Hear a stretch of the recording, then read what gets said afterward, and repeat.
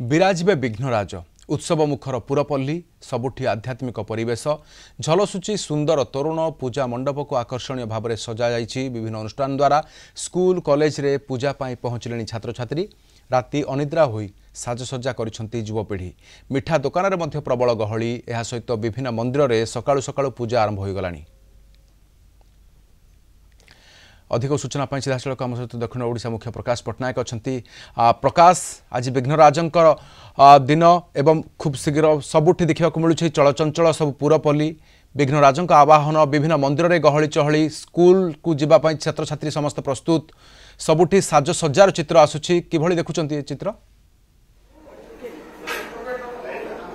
निहाती रूपे देखो राधाश्याम आम कहीपर जे सबुठी गोटे गुंजरित होची जय गणेश ध्वनि पल्ली सहर सबुठी गोटे आध्यात्मिक परिवेश सृष्टि एठी सेठी सबुठी आविर्भाव होती अग्रपूज्य गजानन। आम रहीचु रेशम सहर ब्रह्मपुर सर्वबृहत्तम गणेश मंदिर जोटा कि हिलपाटना रे अवस्थित अच्छी सेठी आम देखुचु भक्त श्रद्धालुंकर सकाळु सकाळु भिड़ जमी स्वतंत्र पूजार्चना सेपटे चली अन्यपटे सहर उपकंठ जो पंचमा रही सेठी रही सर्वपुरातन गजानन मंदिर रही। तो एमती आम देखुचे विभिन्न शिक्षानुष्ठान गजानन पूजा प्रस्तुति शेष पर्यायर पहुंची। साही साही गजानन पूजा करने प्रस्तुति चली। अन्यपटे घरे घरे पूजा पाती गजानन कारण कहुए जे गजानन आगमन सहित पार्वण ऋतु आरंभ होता है कारण आगु को गोटे गोटे पूजा पार्वण आसी पहुँची। तो आम देखुचे जे भक्त श्रद्धालु मन में अपूर्व आनंद अपूर्व उत्साह रही कारण ये होती विघ्न विनाशक जहाँ भी किसी विघ्न थाए ये अचिरे से सब को दूर कर दीजिए। जो भक्त श्रद्धालु मैंने आसुँच ठाकुर पाखे प्रणिपात कर मुहर शुणा केमती पूजा कर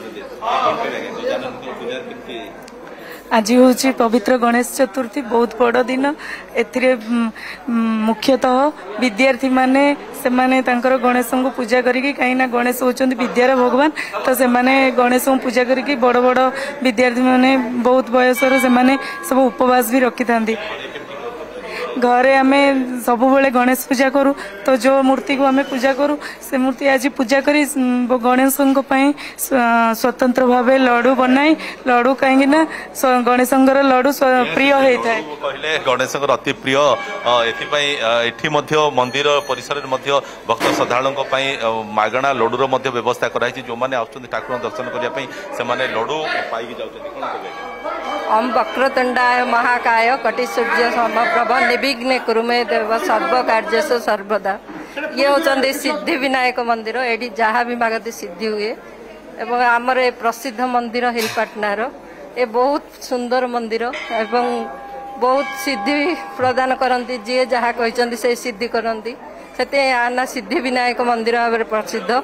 आमर पंचमा मंदिर सबुठारु सिद्धि विनायक मंदिर भाव प्रसिद्ध होता। आमर हिलपाटना मंदिर गोटे सिद्धि विनायक मंदिर सर्वपुरातन मंदिर सर्वबृहत्तम मंदिर अति सुंदर मंत्रमुग्ध परिवेश गोटे सृष्टि आध्यात्मिक परिवेश गोटे सृष्टि धूप दीपर महक चारिआडे बारी हो पड़ुछि। आमर जो अगणित प्रिय दर्शक जो मैंने कि आसी पारि नांती ठाकुर दर्शन करने आम माध्यम आम गोटे छोटिया प्रयास करें ठाकुर आशीर्वाद पहुँचापी आमर यही कलिंग टीवी माध्यम आम देखुचे जे अति सुंदर भाव ठाकुर को सज्जित कराई। ठाकुर पाखे गोटे बहुत बड़ लड्डू दर्शन कर आशीर्वाद नेबे एवं आज सबुठु चित्र देखा मिलूँ।